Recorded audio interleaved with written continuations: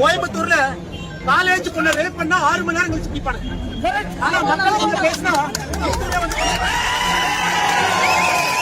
இன்னைக்கு நான் காவல்துறைக்கு எச்சரிக்கிறேன்.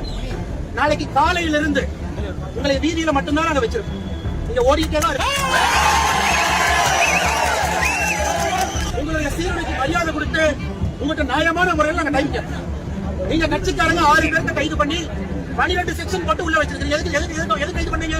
இங்கிருந்த திமுக அரசியல்வாதி நாட்டுங்கிற பாட்டு வடக்கம்மா இண்டோர் முதல் ரேங்க் வாங்கிட்டு இருக்காங்க. குப்பையை சுத்தகரம் பண்றதுல முதல் ரேங்க் வாங்குறாங்க.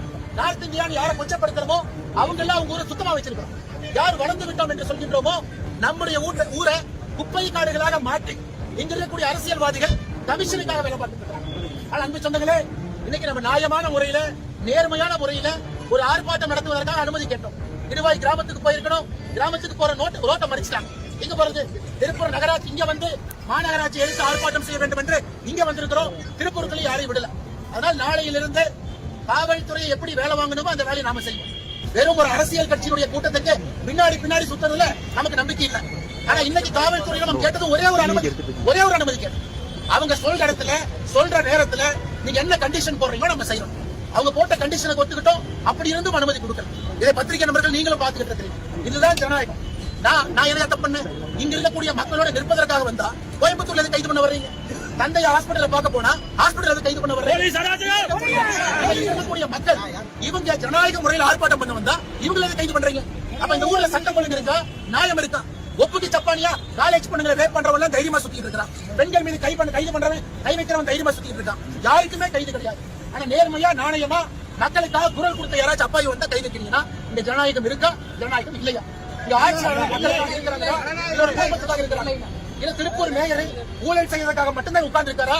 இல்ல கிராமத்து மக்கள் அவங்களுடைய சுகாதாரம், அவங்க குடிக்கிற தண்ணி, அவங்க வாழக்கூடிய விதம் அதையும் பார்க்கறதுக்காக இருக்கிறாங்க. அன்பு சொந்தங்களே, இன்னைக்கு இவங்க ஆர்ப்பாட்டத்தை நான் மறுபடியும் ஆர்ப்பாட்டம் செய்யத்தான் போறோம். அது வீட்டுக்கு ஆர்ப்பாட்டம் இருக்கும்.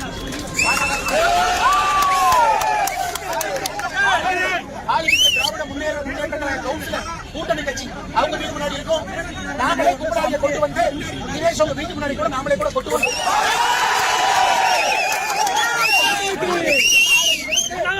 நாளையிலிருந்து தினமும் புதுசா நடக்கும். அதுக்கு பொறுப்பு காவல்துறைக்கு இந்த பாடத்தை புகட்டணும். ஜனநாயகம் நல்லா இருக்கணும்னா காவல்துறை அதிகாரிகளுக்கு தெரியணும்.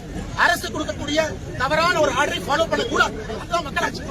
அரசு கொடுக்கக்கூடிய தவறான ஆர்டரையும் ஃபாலோ பண்றாங்க. நாளையிலிருந்து நாம் யார் என்பதை காவல்துறையை நீங்கள் எதிர்த்து யாரும் கோஷப்பட வேண்டாம். நம்மளுடைய சொந்த காவல்துறை கிடையாது. ஆனா காவல்துறை செஞ்ச தவறுக்கு நாளையிலிருந்து நாமளும் சடுகுடு ஆட்டம் ஆடலாம், திருட போலீஸ் விளையாடலாம்.